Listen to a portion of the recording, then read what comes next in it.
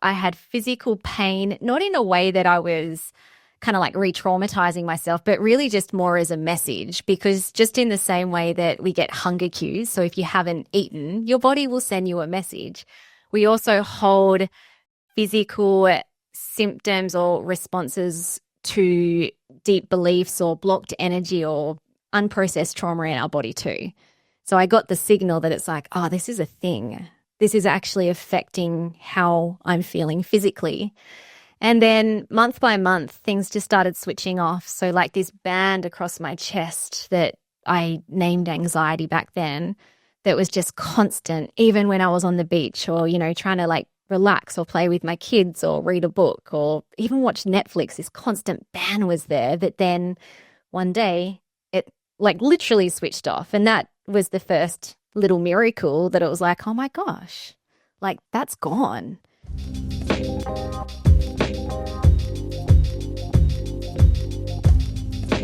Filipa Bellette, thank you for joining me on the Mindful Movement podcast today. Thank you, Les. I'm excited to be here. It's nice to talk to somebody on a different hemisphere. You're in Australia. I'm on the East Coast of the States. Nice. Maybe you could tell me who wins the ball game tonight, or it doesn't work like that, does it? Whoa, I don't watch sports, so Okay. My husband, Chris, might have to tell you that. You're a clinical nutritionist. You're a functional medicine practitioner. And your book, Ending Burnout? Ending Body Burnout. Ending Body Burnout. And that's also the title of your podcast that you host with your husband? Yeah, correct. Yes. Okay. And the name of our signature program as well, Ending Body Burnout. Okay. Well, I guess let's double click. What is that referring to? And why do you have a podcast called Ending Body Burnout? Yeah. It was born from my own story. Before I go into my story, I might talk about burnout first, because we're all very familiar, I think, with the term burnout. A lot of people experience it. It is, I think, the pandemic of our time. So the term burnout is often referred to in the workplace, especially when you're burning the candle at both ends, doing too much, not getting enough rest and recovery. We coined the term body burnout because in functional medicine, we also look at what's actually happening at the body systems level. And then even below that, why did the body systems burn out? So sometimes people feel burnt out, but then they go on a holiday and they come home, or they get a good night's sleep or a few good nights sleep, and they're bounced back feeling good. We work with a lot of people that do that. They might go on a holiday, but their body systems are so burnt out that even a holiday, a week or two away, isn't enough to reset, recharge their body, because there's some serious burnout issues happening at a cellular level. So that's what body burnout is about. So what does that mean? Like, what is the, I guess, technical terminology of burnout? Is that just like, you mean you're like stressed out, you're fatigued? Yeah, like burnout's it's a chronic stress issue. You've got too much on your plate. There's so much overwhelm. And it doesn't just happen in the workplace either. It could be parenting can be really overwhelming. It could be juggling all the things. We find that like both men and women experience it, but women have this invisible load that is stemmed from generations of patriarchy, where they feel like they have to hold a lot of things on their shoulders. And like the body, we're not robots. We can't operate in an overdoing patterns for very long. I mean, our body's pretty resilient, but there'll come a point where our body systems are actually going to start burning out. And then it's going to send us some pretty powerful messages, usually through pain, whether it's mental, emotional, or physical, to tell us to stop, to have a look deep within in terms of what's actually happening, what's stemming these busy patterns in the first place. Okay. So is this working in the functional medicine world? Is this like the thing that you focus on, where folks come in and they're basically just dealing with chronic stress, and you're trying to navigate how to get them to not be stressed? Does that mean you're like intervening with lifestyle changes where they have to quit their job or end their relationships? Or we go even deeper than that. So when I first started practicing functional medicine, and this was part of my own health journey, I might actually talk about that, because then that'll explain sure how deep we actually go to resolve these stress patterns. before I had children. So my oldest is now 12. And even before my first baby, I was definitely running those overachieving, overdoing patterns. Even from high school, I think I started getting good grades. And I'm like, I didn't even try to do that. Oh, but it feels really good because I'm getting all this external validation now. And I'm like, oh, maybe I will keep doing this. So it fed these overachieving patterns. I even ended up doing a PhD simply because I had lecturers tell me that, like, you're smart, you should do it. So I was running a lot of like overachieving patterns even before I had my baby. But I feel like the pregnancy and the birth, and it was quite a traumatic birth and a very long labor, and there was physical damage to my body as well. It was almost like the last straw on the camel's back. And after I had my baby, every month, so she was getting older, and I was looking at other mums and, you know, they were kind of like getting better as the child was getting older, but I was actually getting worse. So every month I was accumulating more and more. I call them weird health issues because it was the type of health issues that you present at the GP and they're like, I don't know, all your bloods look fine, so you must be fine. Like so maybe what? It's just... Can you give some examples? Or So nothing weird health issues in terms of there wasn't any diagnosable disease from a medical standpoint. So I definitely had anxiety, although I probably wasn't honest with the GP when I first went that was the case because I didn't even know I had it.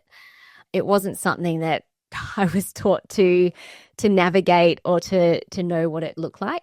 I had a lot of gut issues, hormone issues, histamine intolerance, which I didn't discover that was actually a thing until a few years later. Chemical sensitivities, chronic back pain. Some days I couldn't even pick my baby up because my body was so inflamed. And, you know, so obviously there were things happening in my body and in my mind that weren't right. But there wasn't, from the GP standpoint or the medical system, there wasn't much help there because I didn't fit into a box. So I started looking into natural therapies. First of all, I changed the way that I ate and nutrition and became a clinical nutritionist and changed the lifestyle things, and things got better until I had my second baby, and then all my health issues flared up again. And I'm like, what? This doesn't make sense. I'm eating so healthy and I'm going to bed on time and I don't have toxins in my house anymore.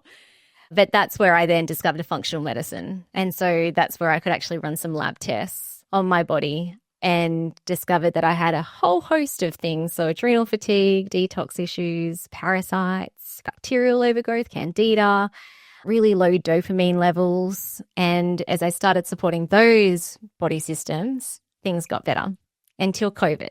So COVID 2020 came along. I'm pretty sure everyone has their own COVID story, but it was this incubator of chronic stress for a lot of people. And so the uncertainty of COVID and the lockdowns and homeschooling my children, my body just went into a panic and went back into fight flight. And the weird thing is that this time nothing physical helped. So I'm kind of circling back to your original question.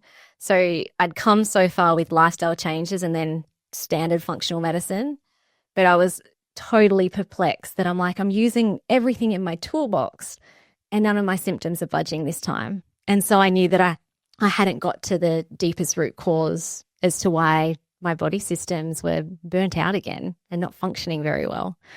And the deepest level was the way that I was believing in the stories that I had about myself. So I ended up having a core unconscious belief that I was weak and incapable, which made a lot of sense when I discovered that, because it's like, yeah, COVID is a big uncertainty ball of change. So is motherhood and everything else I'd experienced earlier.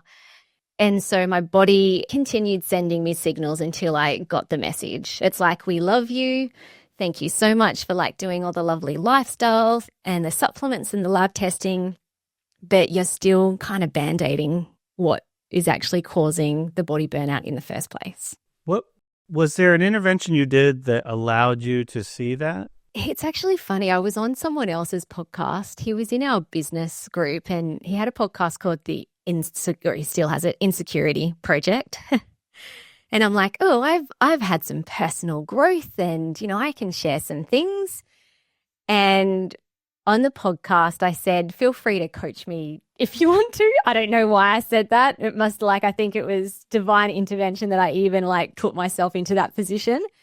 But he mentioned a few things in a loving, kind way that just made me start crying. Not on the podcast, but for 2 weeks later, I was just the waterworks were turned on. And I'm like, there's something underneath my patterns and the way that I'm behaving and thinking and being that I need to look at. So that was sort of the first little light bulb moment. What did he say that true? If you're comfortable. What did he say? I think I was talking about boundaries. It's I have so one of my patterns too when I was healing, just from a lifestyle functional medicine point of view, was that I was still running overachieving, overdoing perfectionism patterns where it's I got candida, I'm not going to eat any sugar at all for 6 months. And I would do it. So I was pretty hardcore. It's toxins are evil. Quick, kids, we got to put our masks on. No, actually, I wasn't that extreme, but, it was almost like petrol fumes getting into my car. Oh! So I was trying to heal, doing all the lovely things, from a lifestyle point of view that is just healthy for human beings. But I was doing it in a way that I was still running perfectionism patterns. So I felt like I had to put fences up around me and I was living a very restricted life. And I think he just noticed that. He noticed that in the way that I was describing how I healed and how great it is to eat healthy and blah, blah, blah, blah. It wasn't from a place of flow and deep love and trust of self. It was from a place of fear. Yeah, so that was interesting. I think he used the word boundaries, or maybe and then he said, it sounds like you're managing yourself. He's I don't it's not nice to be managed.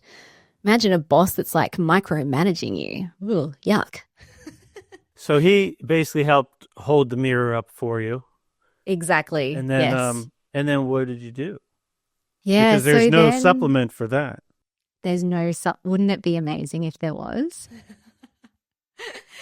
Because it's hard work. It's hard work, but it's the most beautiful and kind work that you can do for yourself. But it's hard initially because it's what am I going to find underneath the surface? I've heard this statistic thrown around. I haven't found an actual paper around it, but I mean, you might have heard it too, Les. But a lot of there's a saying that only about 5% of people actually do the deep inner work. Because most people get scared. Most people are oh, yeah, no, everything's okay. Don't look into there. Who knows what can of worms we're going to find. So stepping into it with courage and kindness. And I ended up working with the coach that I was on the podcast with, and he helped me understand that they're deep core unconscious beliefs. Now, if they're lovely and kind and trusting of self, then the default is health in all areas, not just in the body and mind, but health in your finances, in your business, in your relationships. And I realized that not only had my body crumbled again and it had become a pattern of get a bit better. And then it's symptoms are back, get a bit better. Symptoms are back. But I also saw the pattern showing up in my marriage, in my parenting. Our business was really struggling, even though from a strategy point of view, we were doing all the things.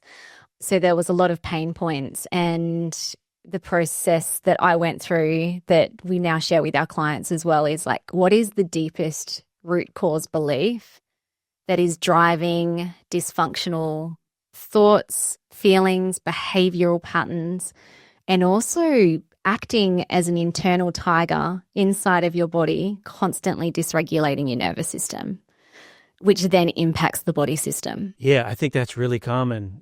Filipa, did you get insight on where the stories or beliefs that you had cultivated, where they stem from? Yeah. And this is, so for me, these beliefs, so before the age of 7, we're little sponges and we're absorbing all the information around us. We're also sense-making creatures.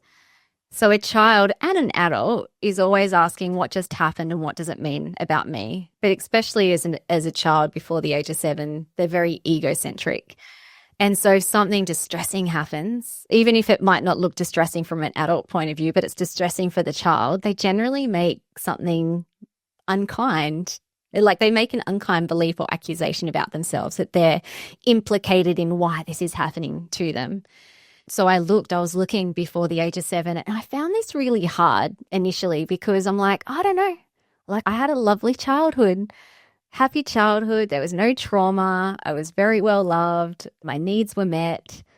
There were some memories that kept popping up in different ways as a pattern. So there were a few times where as a little kid I was up on a stage, and I was actually, this earliest one was in a church presentation. So I had a little talk to say, and all the other kids had little talks to say as well, and they were like all the parents out in the congregation. So I thought, if I memorize mine, my parents are going to be so proud of me. And like, wouldn't it be cool if I could memorize it? And then when I stood on top on the stage, I couldn't remember anything. So I went bright red, burst out crying. And then I had to sit on the stage and watch every other little child come up and give their talk perfectly. So in that moment, my little brain's like, there must be something wrong with me. Why can't I do it like they are?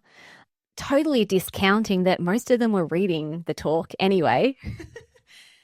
But then there were several events that happened very close, like around the same year, that same pattern kept showing up. So initial accusation that I made was, I must be weak. I must be incapable. There must be something wrong with me. And as other things continued to happen. And then that leads to like overachievement to try to prove your worth to yourself or to the world. Yeah, exactly. And it didn't really show up until in high school, but it definitely set in stone an anxious disposition and a shy disposition so initially it was more like I held back and I was quiet. And, if someone asked me to share my opinion, even as a kid, I'd be like, can't do that, too scary. And then I found external validation later on in high school where I'm like, oh, when I put some effort behind my work and I get good grades, then I get praise. Oh, this feels good. And so that overcompensated those busy, overachieving patterns, because essentially I was actually just trying to hide from the greatest fear I had about myself. Hide it from myself, but also hide it from others and judgment. It's crazy. So these events that, from an onlooker might not look like it's that big of a deal, because when you think about, I don't know, like other things that could happen to a kid that suck, it's like not that sucky, like no physical harm. There's just a long list of you could objectively make that's worse. But to the young mind, it's like the worst thing that happened to you is the worst thing that happened to you. And exactly. Like the response, the system we have, the tool that our nervous system has to deal with it is a very blunt object. And it's like, I'll just flip a few switches here and then this cascade will create. So you think that the physical manifestations you've had around the COVID time where your health deteriorated were all really born out of the dysregulated nervous system that's just stuck at that kid on stage crying? Yeah, 100%. And I'm getting goosebumps thinking about it, like even the way that you position that question. I'm like, hell yeah, I do believe that, because I saw the evidence of when I started reprogramming and clearing that belief. I will use the word magic. It felt very magical that things, even like physical issues, it changed. Because in my head previously, I was very science driven. I'm like, I need to see the data on the lab test. By the way, I still love lab testing and we still do practice standard functional medicine, but only with the deeper metaphysical stuff. Otherwise, it ends up just being a Band-Aid. But yeah, it was like, but I can't see it. I can't see it. I can feel it, but there's no data on the sheet. But I just trusted the process. I just trusted the process that, okay, I can see that this is a thing. And also when I identified the deepest root cause belief, my body told me as well. Like I had physical pain, not in a way that I was kind of like re-traumatizing myself, but really just more as a message, because just in the same way that we get hunger cues, so if you haven't eaten, your body will send you a message. We also hold physical symptoms or responses to deep beliefs or blocked energy or unprocessed trauma in our body too. So I got the signal that it's like, oh, this is a thing. This is actually affecting how I'm feeling physically. And then month by month, things just started switching off. So like this band across my chest that I named anxiety back then, that was just constant, even when I was on the beach or, trying to like relax or play with my kids or read a book or even watch Netflix, this constant band was there that then one day it like literally switched off. And that was the first little miracle that it was like, oh my gosh, like that's gone. And I didn't take a supplement for that. The biggest physical shift though that was just like was I'd had heartburn, which was part of a histamine response as well. And again, there were periods of time where it was better when I started doing functional medicine, but it came back with vengeance during COVID. So this heartburn, these gut issues were going on for about 20 years. So this was like a chronic symptom. And when it came back in COVID, it was daily, like it was every day. It was every meal that I ate. I used to be able to manage it by eating a low histamine diet, but then it started like the symptoms were just like anytime I ate, anything that I ate, it's like bang, back again. So in the journey, things were changing, like my relationship was improving. We were even making more money in our business and so our business was thriving. But I still had this histamine heartburn thing going on. I'm like, what is that? What's going on? And I got a message that I still wasn't fully trusting my body. I still wasn't fully trusting it, that it could function healthily, innately on its own. And so the thing that I did as an action step to change that was I was taking a supplement, I think. And again, I love supplements. We prescribe them to our clients all the time, if and as needed. But the end goal is we come off them once you're healed. And you shouldn't have to be on a bucket load of supplements to function and to be healthy for the rest of your life. But I wasn't taking my own medicine. I was actually using the supplements as almost like oh no, if I stop them, even if I trial to see how I go without them, things are going to get worse again. So I just ripped the Band-Aid off and I'm like, okay, I'm going to make an agreement to myself, a promise, that I'm going to go off all supplements for 3 months. 3 months was just like an arbitrary, it felt like a nice timeline to experiment with how my body was without them. And that the moment that I decided to make that decision, my heartburn and histamine issues disappeared. Really? And maybe one of the supplements was causing it. Well, no, it wasn't. Okay, the random thing though was the supplement was a female hormone herb because, okay, this is a little bit segue, but I was using it not for gut function. I was actually using it because when I took it, I had beautiful clear skin. So I was using it as a hideout. I was like, oh, no, I can't stop that because what if I get pimples and acne? And, I was working with clients every day and they're going to see my face and they're going to think I'm a no good practitioner, blah, blah, blah, blah, blah. Like all these little stories we tell ourselves. And by the way, since then, I have taken that on and off as needed. I actually found that every time I got COVID, my cycle went a bit funny. So I went back on the menstrual care. The supplement, and it definitely wasn't connected to the heartburn.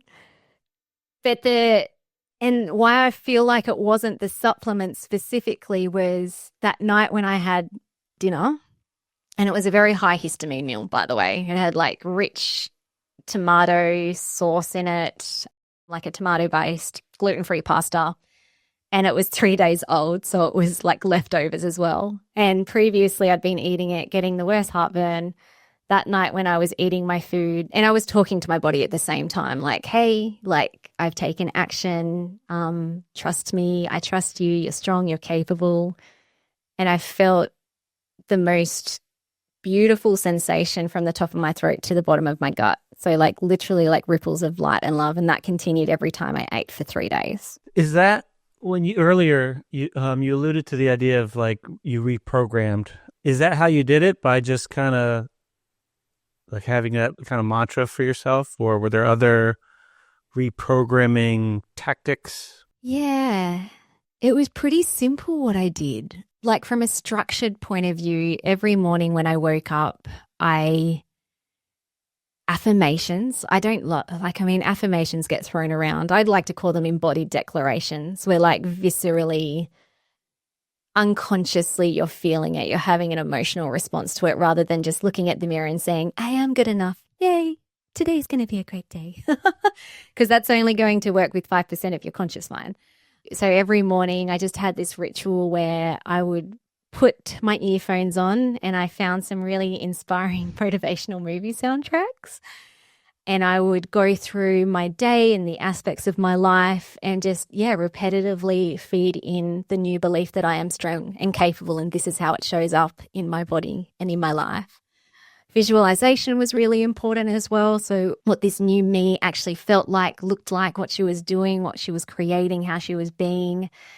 So they were kind of like the two structured daily things. But I think the big thing was taking big action in real life as well, because the unconscious mind was like, yeah, okay, so in the safety of your bedroom in the morning, you're saying and thinking these things and it's wonderful and beautiful. But what happens when you're out in the big wide world?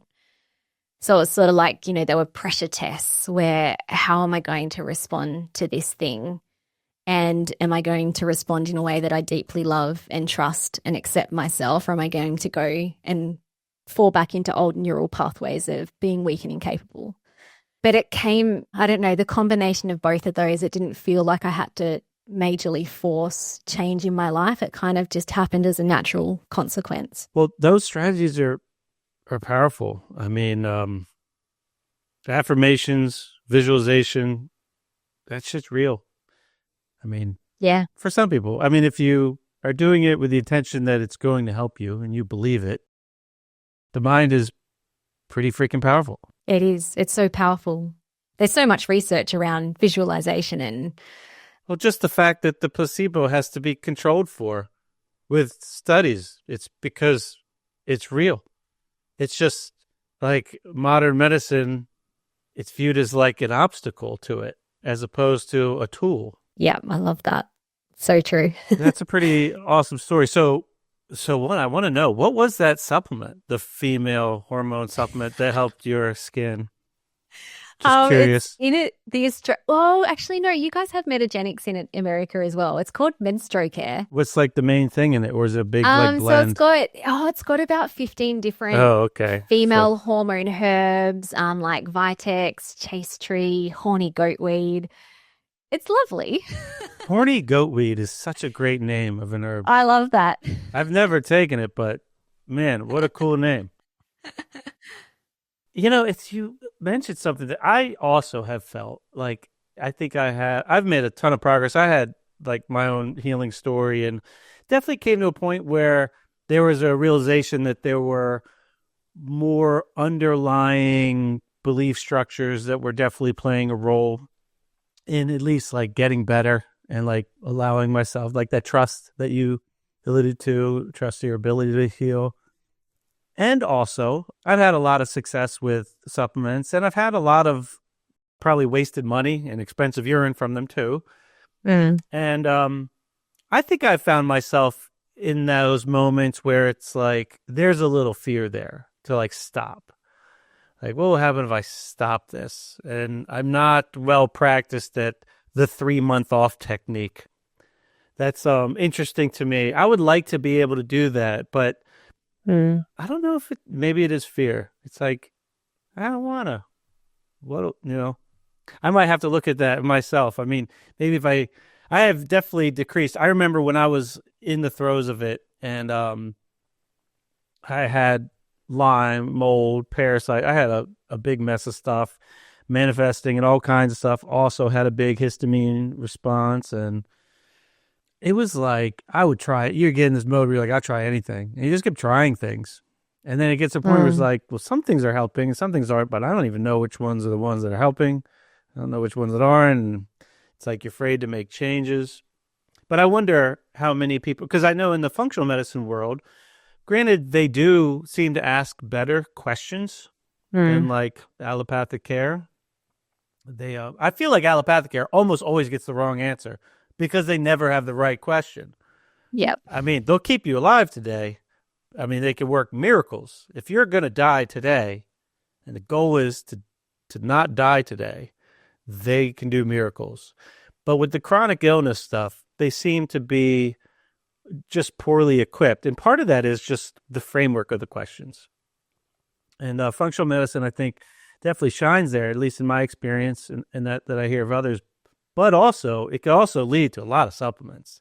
And I think a lot of people do get, I don't want to say trapped, but you get in a place where you're juggling a lot of things. And some of them can be helpful, but like you say, ultimately, there could be this dysautonomia to some extent. Your nervous system could just be like jacked up for something that there's just no supplement to help. And there's no doctor out there that can show you on a lab what's going on. Yeah. So true. So how do you propose, like if you're working with somebody and you suspect that, let's say they've been dealing with something for a while, some physical manifestation that creates, suffering for them, how do you suggest to like a patient to go down this like deep emotional road? So I have a bunch of agreements for myself as a practitioner and coach. And if I'm going to work longer term with someone, like there's a short term, if someone just wants some lab tests and, a protocol, there you go. But, you're on your own after that.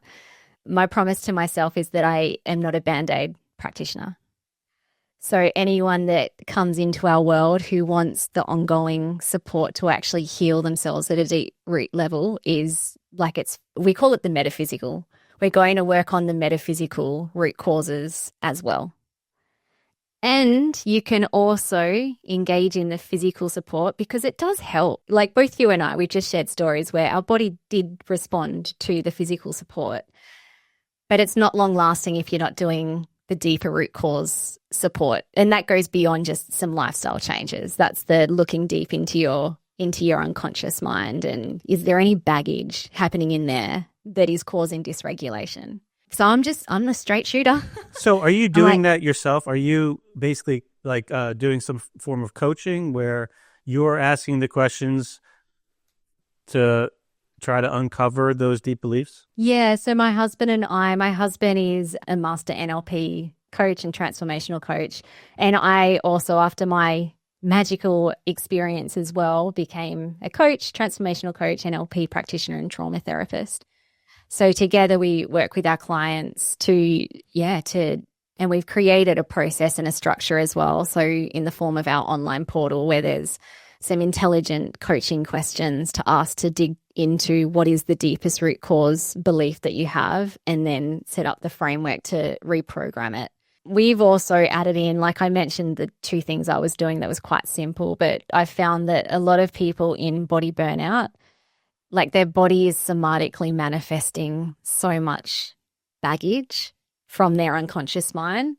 So we do tap into, kind of like somatic type work to reprogram, clear trauma, blocked emotion as well. So you're doing this face-to-face? Is this virtual or? Online. We have an online practice. Okay.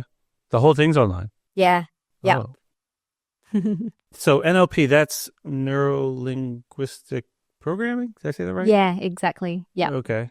And then a transformational coach, what does that refer to? Transformational coach is, how do I describe that? Look, most people who do transformational coaching have some sort of like NLP certification underneath it as well. But essentially it's outcome focused. So it's future focused rather than, for example, a therapist might be someone who takes you back into the past and that's kind of where you stay.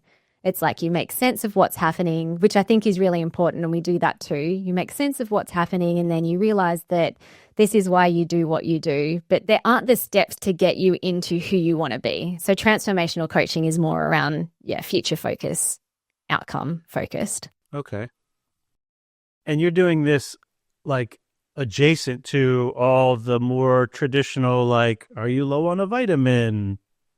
That kind of stuff. Like more traditional, like functional tests and approaches. Yeah. And I find like the functional test supplement protocols, I actually find it helps build people's capacity both like from an energy motivation point of view to do the deeper inner work, which is hard and challenging, but also it helps to calm down the system as well. So that it's like, okay, it's safe to look now. It's safe to do this work. So it pretty much just speeds up the healing process. Are there any things that you give people that specifically get them to calm down to where there's like a relaxing component where they might be more open to, I don't know, allow the things that are deep embedded to come up? From a physical point of view, like, and again, this is just purely based on what the person needs, but if someone's in adrenal fatigue or has really low dopamine or serotonin, adrenaline, then I do find when you start supporting those body systems physically, it can really help. So vitamin Bs are really important. Again, what you need, how much you need is sort of dependent on what the lab tests show. Adaptogenic herbs can be really lovely for the adrenals, like licorice root, withania, Korean ginseng. None of the horny herbs? Don't usually do the horny herbs Okay. in that first instance. And the brain, so amino acids like tyrosine is really good for supporting dopamine and adrenaline production. And Tyrosine is like tryptophan. the base amino acid that converts to those, right? Yeah, exactly. Yeah. So they convert into dopamine and adrenaline and serotonin. So tryptophan, 5-HTP, really lovely nutrients that help to support production of serotonin as well. So they're probably like the two main body systems that help to calm things down, build capacity. And then, if people have gut issues or detox issues, we work through those when the time is right. And that's going to help with inflammation and stress in the body levels as well. And I assume those go hand in hand. I mean, when you're under stress, the GI system seems to be one of the first things to be affected. So I would assume most of the people that you work with, they got something going on in the GI. Yeah, the three most common symptoms we see with our clients in practice who are burnt out: energy, mood, and gut issues. Yeah. So those are like common links of the physical manifestation. After doing some of the digging that you do with these different modalities, whether it be the NLP or the trauma therapy or somatic work or whatever, are there common threads that you see where like most people are dealing with one of just a few things? Like, you mentioned like you had these habits, these beliefs about yourself. Like, are there common beliefs that you feel like many people share? It's so interesting. Probably at least every month we'll get a client where it's like, wow, that's a new one. Probably the most common one, I mean, quite broad, is I'm not good enough. Right. But even then I encourage clients to go deeper, because that's usually where people land first. It's just like we hear it all the time on like memes and Instagram feeds and stuff as well. And sometimes that is the deepest belief, but then it's like, I'm not good enough, or is there something even more cutting than that? I'm unlovable, very common. Unworthy or undeserving. Weak and incapable comes up a lot. And then there's some random ones like I'm different, I'm replaceable. It's really dependent on the experience that little child had and what they made it mean about them. How long does it usually take, in your experience, to like move the needle on these things? Are these like they sit down and half hour later they have a magic moment where it's like, oh, that's why I get stressed over this, and then all Usually this not. tension leaves their body? And It's such a good question. And I think it's really dependent on the person's capacity to move through the process.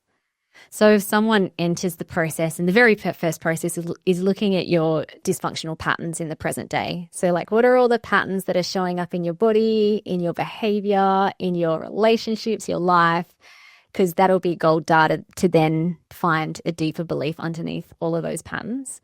And then the next step is going back into the past. So what is the deepest root cause belief? What must I believe about myself in order to behave in this way with these patterns? And when was the first time? So now you're kind of digging into the memory bank.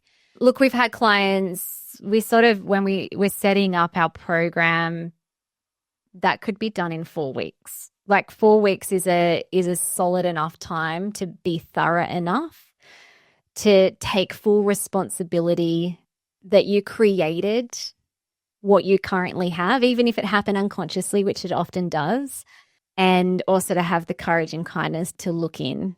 For some people, it takes longer though. Like we have clients where that might take 6 months to get to that point. That they're like, it's almost like you got to work with the nervous system as well and creating the safety to be able to move into looking. And is this like meeting once a week kind of thing virtually? We do like weekly group coaching depending on you do this in a group? So we it's a hybrid. So we do one-on-one and that might be monthly or weekly depending on the amount of support that the person chooses. But then we also have the weekly group coaching as a supplement. And then our clients are working through we call them outlets, which is essentially the coaching journaling questions to like work into what is the deepest root cause. So it could be daily touch points for the person. Okay. I would imagine that for some people, that group component would be really useful, like not being alone in it. I love it. There's research as well. I think it's James Maskell, if you heard of him. Maskell is American.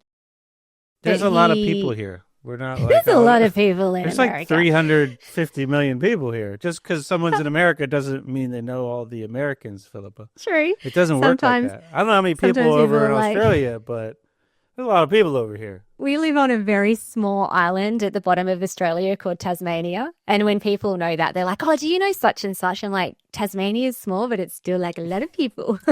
Anyway, there's a lot of research to show that healing is actually more powerful in a community and in a group than done one-on-one. Yeah, I mean, I would think a lot of people like one of those common things I think that people might deal with on those like deep emotional levels are like feeling like you don't fit in or you don't have your tribe, and having that group component probably means a lot for them in that process. Yeah. You realize that you're not weird because no child comes out of their childhood unscarred in some way. Even if you had the perfect childhood, the child is still at some point going to make something unkind. Like they're going to create some sort of belief about themselves that later on in life, if they choose to, they can let go of that, reprogram it.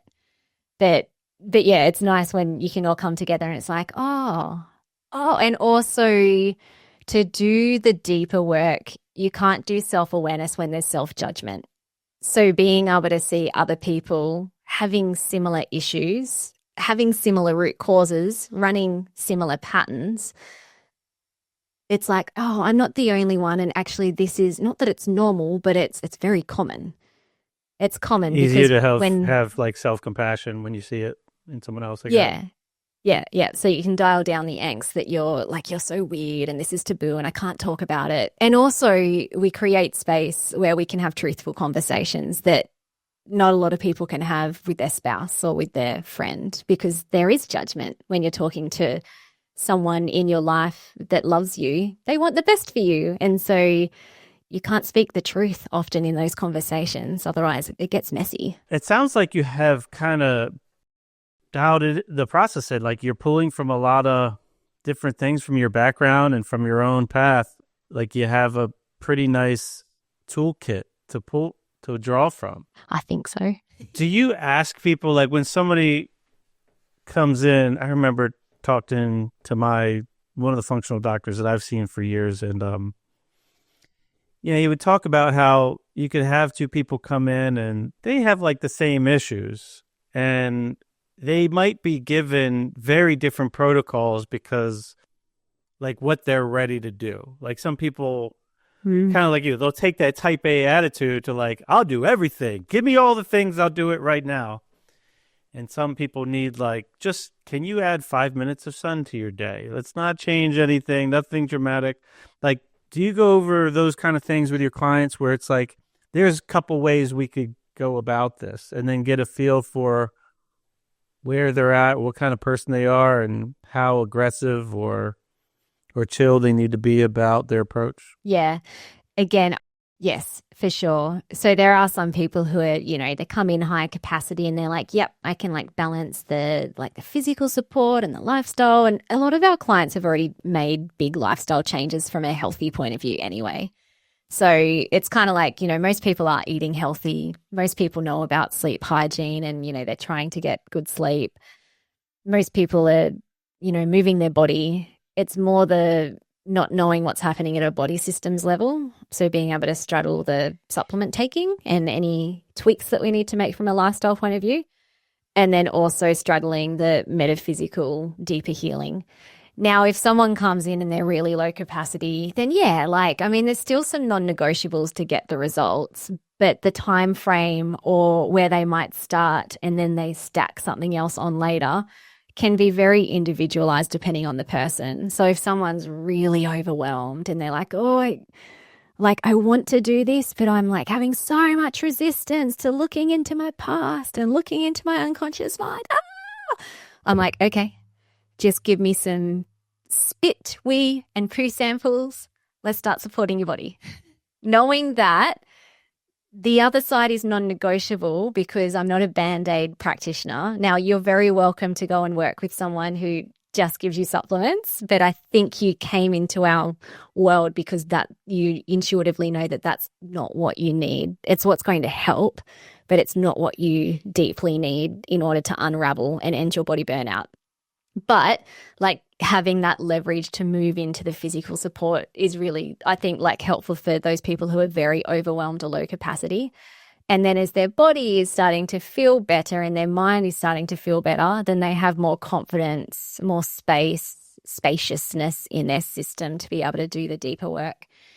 And also too, I find that the deeper inner work, people who are lower capacity can get stuck when it's like, I got to do some writing about this now, and I've got to spend some time really processing and thinking about this.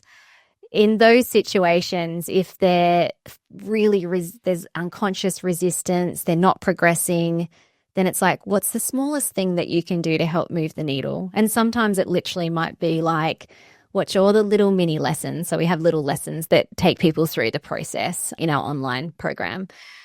And, just work through those. Don't have to change anything yet. You don't even have to write anything. You don't even have to maybe consciously think about anything, but putting yourself into the space of transformation is going to start moving the needle for you. Gotcha.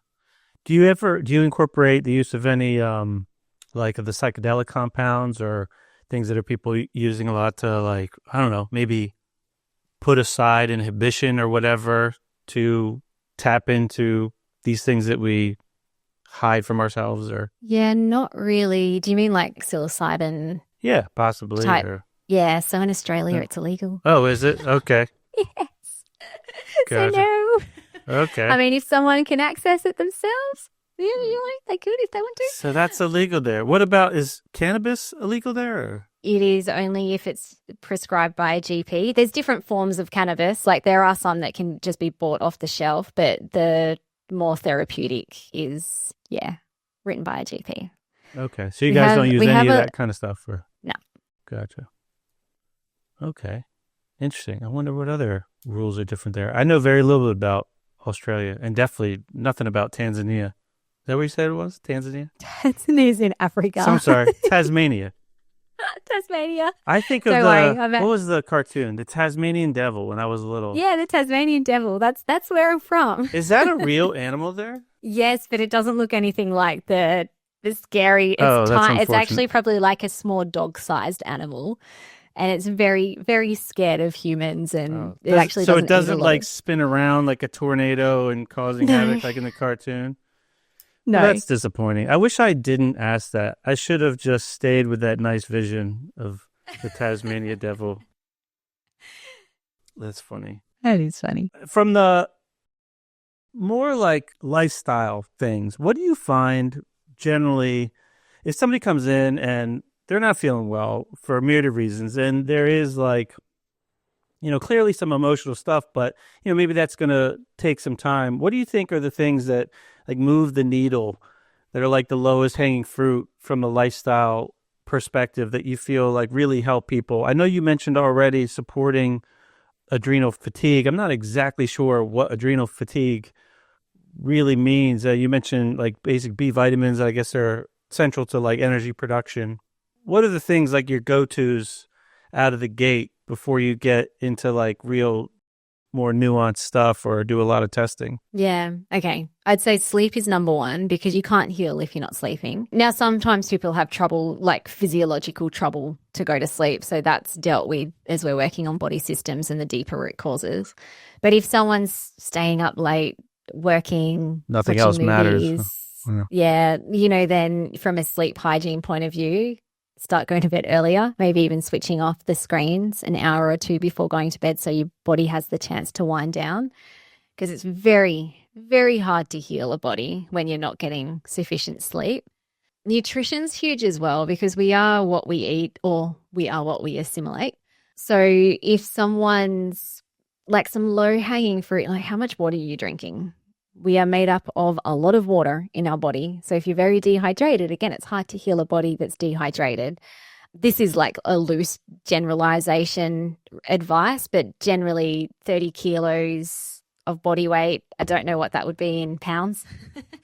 66 pounds, I think. Okay, yeah, is a liter of water, which, is it gallons? Do you guys go by gallons instead of liters? We use gallons. I don't think anybody's drinking a gallon of water a day, though. I don't know. Okay, maybe that's like, not what a liter is then. If you're an American listener, I do think the there's maths. there's almost 4 liters in a gallon. Okay. How many liters are you recommending people drink? So if a 60 kilo, whatever pound that is, would be about 2 liters. So for me, that would be about 8 glasses of water a day, which is pretty standard.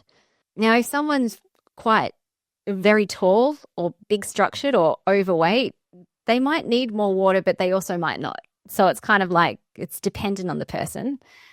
And I just keep it real simple initially with food. So eat from the planet, like whole foods, start cutting back on the processed sugar, the white carbohydrates.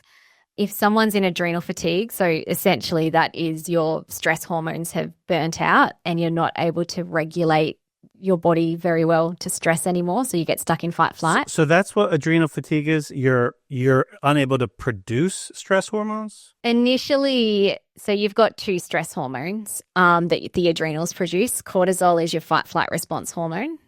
And then you've got DHEA, which is a balancing stress hormone. So it follows cortisol and brings it back into balance.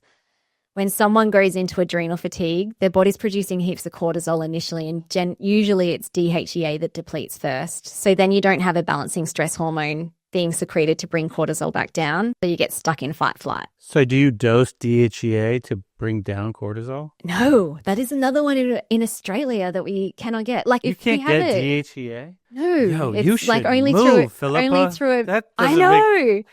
I was trained by Dr. Daniel Kalish, who is a functional medicine practitioner in America, and he's like DHEA, pregnenolone, progesterone. You can't give Bioidenticals. Why would they not want you to be able to provide a bioidentical hormone? I don't know. It's really annoying. If we have an American client, then they can get it for themselves, because you guys can easily access it. Pregnenolone is a fascinating thing when you take it. I mean, I feel like that's something I've taken. I just couldn't believe like how little it took to have like life before that dose and life after that dose. So in Australia, you can only get it through a GP, like a medical doctor. And I so happened to have a friend who had a dad who was a medical doctor, almost about to retire. So he was pretty like free and easy. Nice. So for myself, when I was treating my own adrenal fatigue, I actually was able to access pregnenolone and DHEA for myself through a doctor. And it didn't take very long until the body was like, ooh, starting to get my spark back. Ooh, this feels good. Who are they trying to help by not allowing people to get that? It's crazy. There's even natural supplements like herbs that have been taken off the market in Australia as well. Like there's very strict You are not rules. selling Australia very well right now. I mean, it sounds like a place I'd want to go see, but I don't know now. Just bring your own. Bring your own, in your suitcase. What do you use if you mentioned like helping people wind down to go to sleep? What about for folks? I know this is super common that don't have trouble falling asleep, but they do get that like 3 or 4 a.m. up, and the stress hormones are elevated. Yeah. From a lifestyle point of view, they've usually tried this already, like deep breathing or, finding like a nice hypnosis. I don't mean to get back to sleep. I mean like to stop that, like to not have to wake up. So that's where it's either coming from a body system imbalance, serotonin. Actually, you know what? That early morning waking is often a detox issue because our liver works the hardest at nighttime between 1 and 4 a.m. And so if you've got issues with detoxing, then the liver's going to have to try and overcompensate to try and detox. And it's very common for people to wake up in those early morning hours when they've got Just because the liver's active, or because you have toxins like moving through your body? Both. But it creates a stress response in the body because the body's trying to get rid of it. The liver's trying to work, but then things are getting blocked up as well. So that's quite not that I practice Chinese medicine, but that's kind of like it from a Chinese medicine point of view. And I have seen clinically too that when people support their detox pathways, they do sleep better. But also like adrenal fatigue can impact that as well. So as you start supporting the adrenals. Oh, so getting back to that, if you can't dose those things, we just went on a tangent when I said you give the DHEA. What do you do for that if you're handcuffed by your government? Yeah, so it's still totally possible to heal from that. From a supplement point of view, key ones would be vitamin Bs, but you want like vitamin B5 in much higher dosages because B5 is essential for creating DHEA and cortisol. A vitamin C with citrus bioflavonoids can be really helpful as well. And why is that? What role does vitamin C have in that? That's more around using it as an antioxidant to support damage done to cells when someone has been in adrenal fatigue. So your body goes into catabolic damage where you start eating away at muscle tissue, minerals from the bone. And so the vitamin C helps as an antioxidant to come and repair, restore, heal the body. Adaptogenic herbs I mentioned earlier as well. So licorice root is really great if you've got low cortisol. Korean ginseng, withania, ashwagandha. And then there's a nutrient called phosphorin is the short name for it. But that's a really great nutrient. Phosphatidylserine? Yeah, that's it. Yep.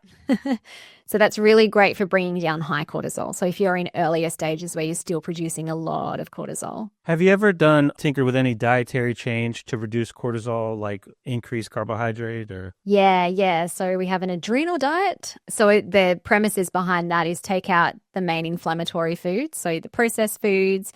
I do start, not everyone needs to be off gluten or soy for the rest of their life, but I do usually take that out as an elimination if a client is a new client.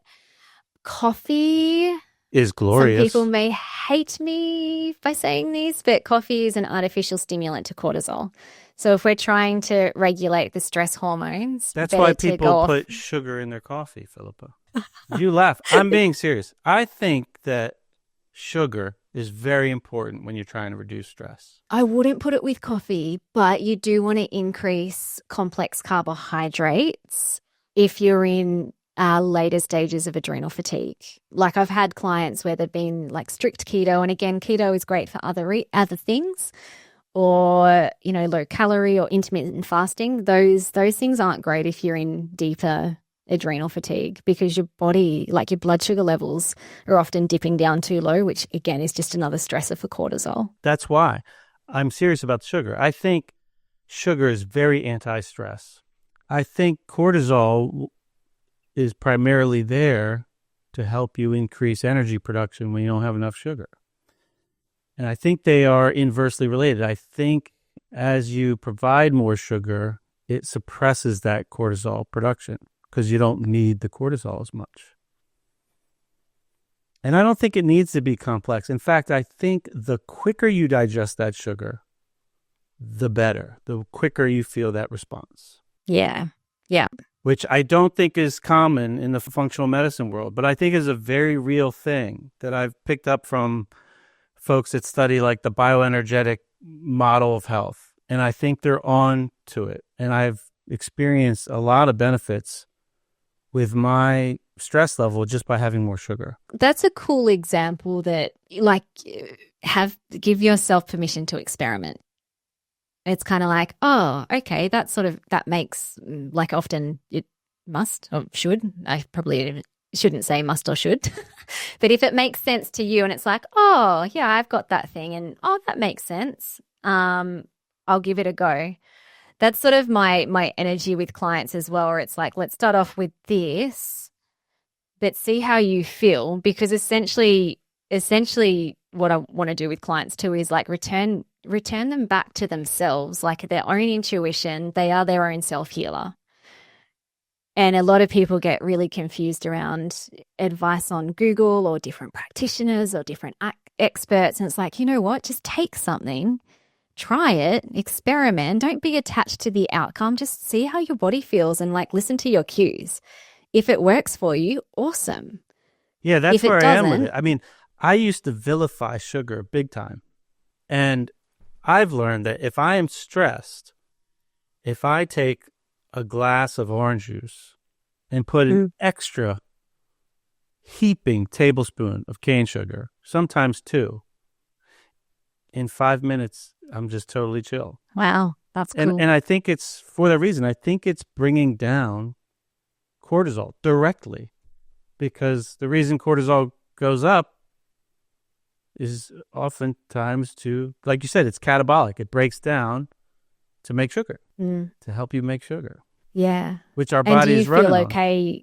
Do you feel okay after that too? So it's kind of like you feel calm. You don't feel like you get the like blood sugar drop, or you just feel stable for the rest of the day? Well, the rest of the day, I mean, at some point I'm going to eat again. I don't feel like a big drop. I mean, I used to feel big drops when I would have like a big, massive lunch that was like large amounts of all kinds of stuff. Like if I went to a restaurant, if I have like pizza, but I wouldn't have like a slice of pizza like a normal person. I would have half a pizza. And then, yeah, I would feel, 2 hours later like I was in a coma or something. That was like a previous lifetime for me. But now, yeah, I could have a pretty hefty dose of sugar and my body likes it. And yeah, that's cool. And it's been very useful tool for me. And surprisingly, it helped other people. And it would have been something I would have poo-pooed for 15 years up until a few years ago when I started to tinker. But I think there were a lot of things that I felt like I was dealing with that my body was too stressed where my body was under a lot of stress. And yeah, some of it was emotional for sure. But I was like using a lot of supplement-based Band-Aids when really I just needed more sugar. I needed more carbohydrate. Like I thought it was good to try to really restrict carbohydrates. And I was misguided on what low carb meant and how many more carbs you could actually have and still be relatively low carb for a long time. And I know there was a lot of people that I've worked with that have experienced this, where they've tried a round of keto and they've been like paleo for a long time and they've explored different, like the current health diet, fad, whatever. And then they find themselves in this place where it's like you're eating like 80 grams of carbs a day and you're in like no man's land. You're not in ketosis and you don't have enough. Like your body needs maybe 150 grams. And if you don't eat it, it's just going to make it with the use of cortisol or adrenaline. And so like, just eat it. And that's been like a really big thing for me on dealing with the stress. What I would consider, like when I hear adrenal fatigue, that's what I think of, like over like every day, just this like baseline level of stress that's just too high. And for me, increasing that sugar and the things that people would consider to be like not the good carbs, like the sugary carbs, the honeys, the maple syrups, even cane sugar, have had a very positive impact on like smoothing out that stress and being like just generally more chill. Yeah. I like to, and it might not be for everybody, but I think, well, I know it's not just me, but I think there's a lot of people out there that just need to eat more things because their body's constantly trying to make energy. And especially, like you say, if you have burnout, if you have this like demanding life where you're juggling all these things, like your brain's using sugar and your brain uses, I don't know, I might botch this, but it's like 20% of the energy, like 20% of the glucose, and it only weighs a couple percent, 2 or 3% of your body weight. So like, even if you're not that physically active, but you have a job where you're like, your thinkery is on and you're like, your cognitive demands are really high. Like you're using sugar all day. And if you don't replete it, then your body's going to like take it from somewhere. Yeah. Which is inherently stressful. Yeah. I don't know.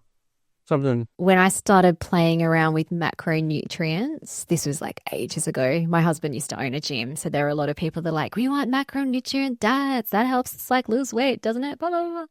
So I experimented with myself and I was initially eating lower carb, not keto, but lower carb. And when I'm like, okay, I'm going to tweak my macronutrients. Oh, this is still a lower carb way of eating, but I ended up eating a lot more carbs, less fat, more protein. And it was crazy how my body responded to that. Like it was almost just like all of a sudden my body's like, okay, we can lose weight now. Like you had energy. Yeah, it had energy. And it's like, oh, I felt very full with the amount of food I was eating for the first week or two. But at the 2-week mark, my metabolism was just like, oh, we can like, we're metabolizing this and you're hungry now for your next meal. And I felt great. Like it felt really good. Yeah, there's something to be said about that. Like there was a while that I almost prided myself that I wasn't hungry. Like, especially in the morning, like I intermittent fasted for a long time off and on. And like, I thought it was like, I don't know, not a badge of honor, but I thought it was like I was doing a good job because I wasn't hungry till deep in the day. And now I'm like, no, that's not a good sign. Like you should be hungry when you wake up. You haven't eaten in, 8-10 hours. Like your body, if things are going well, should be sending you, hey, we're repleted. Glycogen stores are depleted from your nervous system, like living off of it while you've been sleeping. And it's time to, top off those levels. And it's funny how like culture or society or even sometimes the mirror, because you can lean out low carb, which could give you a signal of health, even though it might not be, could make you think that not being hungry is good. Yeah. Which is like, that's not a good way to live. Even like cravings, they're like vilified. Yeah. Like that's your body talking to you. Listen, dummy. My craving these days is often kombucha. There you go. It's like, kombucha. I'm like, yeah, I need to go get a kombucha. Yum. And why do you think that is? Do you think that's your body telling you there's something in there you need? Or is that like feeding just something, a joy thing because you really enjoy them? Joy, but if it's a want, it's a joy. If it's a craving, it will often be because I've been like doing some deep computer work. And so I'm using up something and my body just wants kombucha. And something salty. So it is like the salty. So when it's not that the kombucha, like it actually, there's not a lot of sugar left in the kombucha, but maybe it's the sweetness of it. And then the saltiness helps to replete after using energy. Interesting. Couldn't imagine craving kombucha, but it's good to listen to your cravings. Filipa, I do like chocolate as well. Yeah, chocolate's fantastic. Anything else you want to touch on today? We kind of were all over the place today. Yeah, I think in our circular way, we've covered lots, everything. How do people, what's the best way to find you? So we have a website, www.chrisandphilly.fm. Probably might want to put that in the show notes because the spelling could go wrong. We'll do that. That's our website. We're on socials as well. So Chris and Philly _FM, I think it is, on Instagram, Facebook. The book that we referenced at the start to, Ending Body Burnout. So you can get a copy of that from our website, or it's also sold on Amazon, some bookstores as well, depending on where you're located. Okay. And they let you sell that in Australia too? We are allowed to sell books, yes. How kind of them to offer that How to you. kind of them. Philippa, I really appreciate you taking the time and reaching out. This has been fun, and hope our paths cross in the future. For the listeners out there, always grateful for your listening. Hope you enjoyed the conversation, and please share it with someone you think would also enjoy. Have a great day, everyone.